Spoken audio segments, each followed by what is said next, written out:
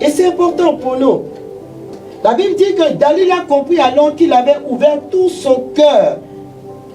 Bien-aimé, moi je dis que la vie d'un homme doit garder des mystères.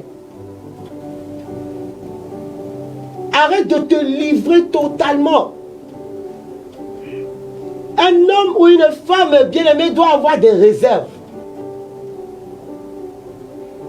David avait compris qu'il avait livré tout son cœur et les princes de Philistins vinrent chez elle l'argent en main. Elle l'endormit Samson sur ses genoux, appela un homme.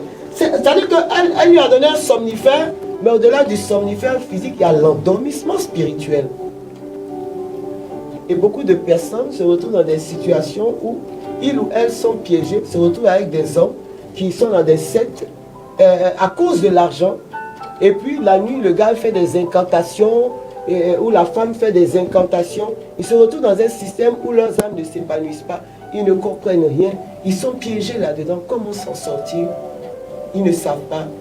Mais il y a un nom qui nous a été donné par lequel nous pouvons encore être sauvés et devant lequel tout genou fléchit, bien-aimé. Elle dit, venez cette fois, car il m'a ouvert tout son cœur, bien-aimé. Les Philistins sur toi, Samson, s'éveillant de son sommeil, il s'est dit, je m'en sortirai encore. C'est-à-dire que tu as tellement l'habitude de prendre les choses avec légèreté. Et il avait tellement pris la situation avec Dalila avec légèreté qu'il s'est dit, je m'en sortirai encore. Sauf que cette fois, c'était déjà trop tard. C'était déjà trop tard. Les choses sérieuses ne doivent pas être abordées avec légèreté. Ce qui concerne ta vie ne doit pas être abordé avec légèreté. Ce qui touche à ta dignité ne doit pas être abordé avec légèreté.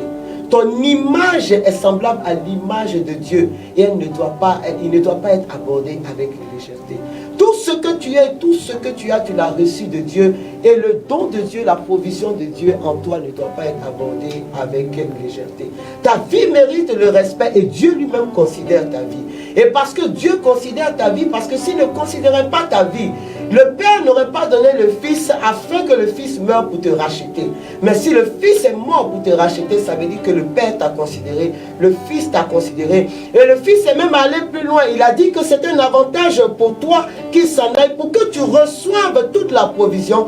Et l'Esprit Saint est venu. Bien aimé, là où un Dieu trine a été manifesté, ne permet à personne de t'aborder avec légèreté.